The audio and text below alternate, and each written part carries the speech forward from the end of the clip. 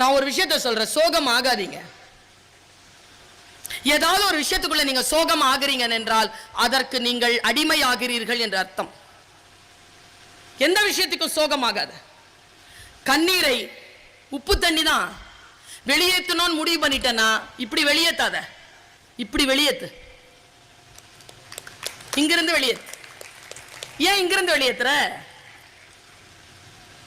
பொம்பளை பிள்ளை அழக்கூடாதுங்க. ஆம்பளை பிள்ளைங்களுக்கு ஒரு வசம் இருக்கு. ஏன்டா அழுவுற? பொம்பளை பிள்ளை மாதிரி. ஏன் அவனுங்களுக்கு அழுகிய வராதா?